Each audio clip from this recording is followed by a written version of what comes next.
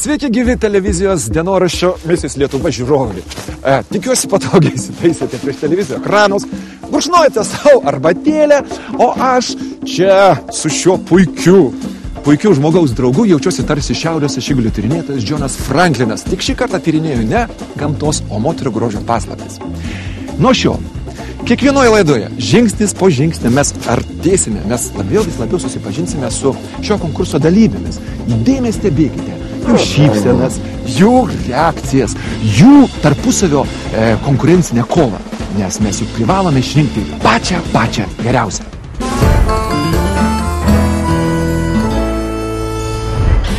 Netrukus matysite. Realybės šou Misis Lietuva pirmosios dalyvės ir pirmieji išbandymai. Turime įsitikinti, kad jūs esate vertos šio garbingo Misis Lietuva titulo. Dabar jūs turėsite įrodyti, kad esate drąsios, pasitikite savimi ir savo konkurentėmis. Kurios sugebės peržengti save ir savo didžiausias baimes. Negaliu ir nenoriu. Kova, kurioje kelio atgal nebėra. Konkurencija ir pirmieji pykčio proveržiai. Nesakau, gėda daro mums viso. Dalyvių praeitis ir skausmo randai. Aš vieną dieną priėjau prie veidrodžio ir aš pamačiau, kad aš nebe ta moteris, kuri ištekėjau. Primename, kad praėjusioje laidoje kompetitinga ir kandi komisija atrinko 20 žaviausių ir drąsiausių Misis Lietuva dalyvių.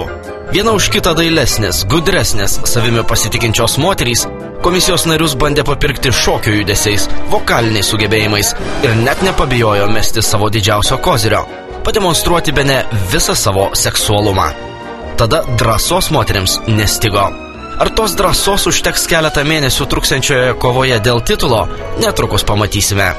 Kad gražuolės artimiau tarpusavį susipažintų, pirmiausia jas pakvietėme apsilankyti Vievio miškuose įsikūrusioje Nuotykių akademijoje, sodyboje, kur jų laukia būrys lyg ir nelabai draugiškai nusiteikusių šunų ir keli itin ekstremalūs išbandymai.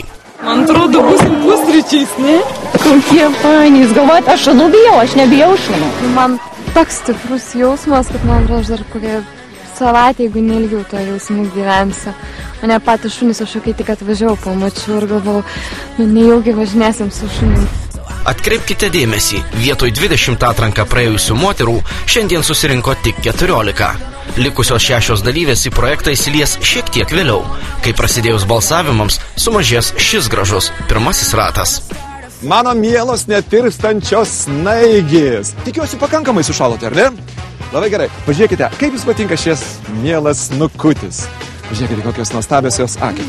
Siūlau per daug jo nesižavėti, nes jo broliai ketina jums prikeisti dar ne vieną šiandien aidą. Beje, man jų akis labai panašios jūsų moteris, apgaulingas akis. Žiūri šis tyras, žydras, nuoširdžias akis, geriesi žvilgsniu ir niekada nežinai, kada tos akis ims tave ir apgaus.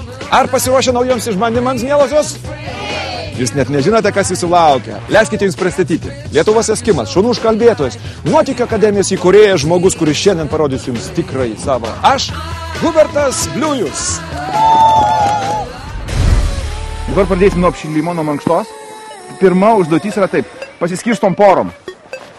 Kas neturės poros, dalyvauja su manim.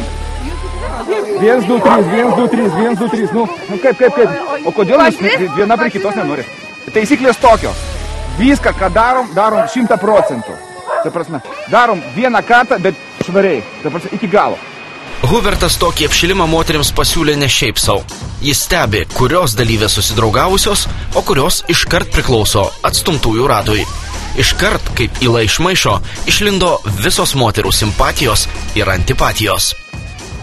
Kad likau viena, be poros, merginų. Nustebau, nesitikėjau, kad taip greitai visos susiparavo, aš nespėjau sureaguoti.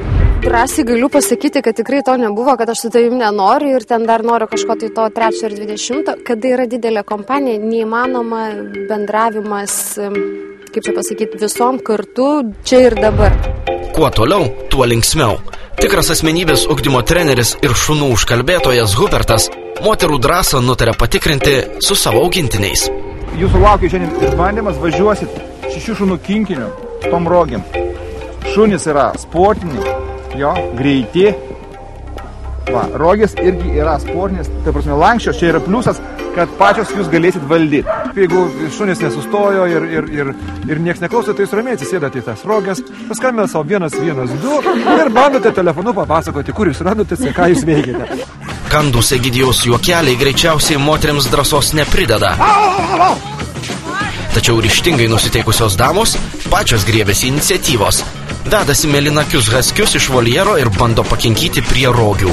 Iš pirmo žvilgsnio tai gali atrodyti tiesiog smagi atrakcija, tačiau suvaldyti 6 sportinis šunis bus nejaukai. Yra baisu, jauti atsakomybę už save, už savo saugumą.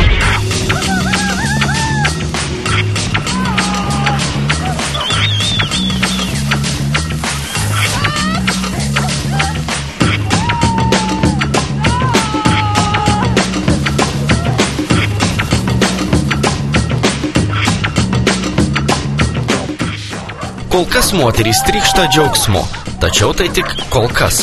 Jos net nenutuokia, kokios haskių šunybės dar laukia. Šunys greitai perprato moterų kinkinio valdymo spragas, pakluso tik kelioms dalyviams. Pasigirdo juokai, kad vyrus suvaldyti lengviau nei šunis. Aš jau čia pasižadėjau ir šunis šukuoti ir maudyti, kad galėčiau karts nuo karto dar atvažiuoti pasivažinėti. Man labai patiko Olivija, kaip jinai valdė tą kinkinį, iš tikrųjų, matot, va, tokioj neįprastoje ekstremalioje situacijoje žmogus pasirodė labai, galiu pasakyti, vyriškai.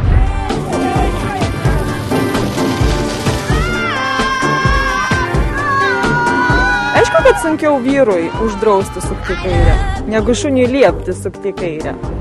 Moterys prisisotino daug gerų emocijų, tačiau tai tik graži pradžia. Paskutinės džiaugsmingos akimirkos, kai moterys smagiai žingsniuodamos su Egidijumi lyg pionierės traukia darnaus būrio dainą. Brisdamos per pusnynus, jos spėlioja, kokios dar numatytos staigmenos. Tačiau Hubertas jau buvo įspėjęs. Miško glūdumoje jos nemaloniai nusteps. Mano Anyta labiau myli negu jūs. Kaip žinia, jūs ne šiaip sau atrinktos į šį projektą. Mes su žiūrovais turime įsitikinti, kad jūs esate vertos šio garbingo Misis Lietuva titulo. Pirmieji žingsniai žengti. Dabar jūs turėsite įrodyti, kad esate drąsios, pasitikite savimi ir ne tik savimi, bet pasitikite ir savo konkurentėmis. Hubertai, paaiškink prašau, ko turi tikėtis moteris. Gerai. Pirmas pratimas yra toks, vadinasi sankryža. Viskas labai paprasta. Jo, padėsim dalyviai užlipti ant tos virvės, jinai turėtų kojom eit ir laikydamas į rankom už virvį aukščiau, peržengti. Čia, jo, ir labai gražiai pasiekta pušį, ranka ir gražiai nušok. Kol jinai eina, jo, iš abiejų pusių lydi merginos, konkurentės, čia yra sauga. Žodžiu, kad aš aukščių bijau, tai ir matyt buvo turbūt. Kai pamačiau pirmąją kliūtį, tai pagalvojau, jo, dabar tai jau viskas. Parodykit, Meluočiau, jeigu sakyčiau, kad tie pirmi ar kažkelinti įspūdžiai yra labai puikus ir nuostabus. Karstimasis aukščiau metrų nei nuo žemės man nesuteikia malonumo. Būna tai, kad žmonės po tokių rungčių negali užmigti kelias dienas. Po kelių dienų jis nusprendžia, aš noriu kažką keisti gyvenime arba aš nustosiu vaidinti kažkokią ponę. Po pirmos didžiosios atrankos moterims čia pirmas sunkus egzaminas. Nuotykių akademijos vadovas Hubertas žada, kad netrukus išryškės tikrieji moterų charakteriai. Ekstremali užduotis atskleis ne tik užslėptas baimės, bet ir tai, kiek nuoširdžiai moterys bendrauja, ar jos viena kitą pasitikė, kuri puikiai geba dirbti komandoje, sunkiu momentu padėti kitai dalyviai, o kas tik slepiasi po draugiškumo kaukę. Puikiai žinau, ką reiškia eiti lynu. Virvė siūbuoja į visas pusės, o tiesiog labai malonu, kai kas nors pavyko. Truputį aišku yra baisu, jeigu ta mergina yra didesnė už mane. Jinai gali kristi, sužaloti mane. Aš tikrai padėjau savo draugėm ir jos man padėjo. O kas ten kam nepadėjo, kas kam padėjo, tai tikrai, aš kažkaip nepastebiu tokių dalykų. Jinai visą taigi juda, o kada tu eini ir bandai, tai tas ir gazdina, tu gali nukristi ir aš vas nenukritau.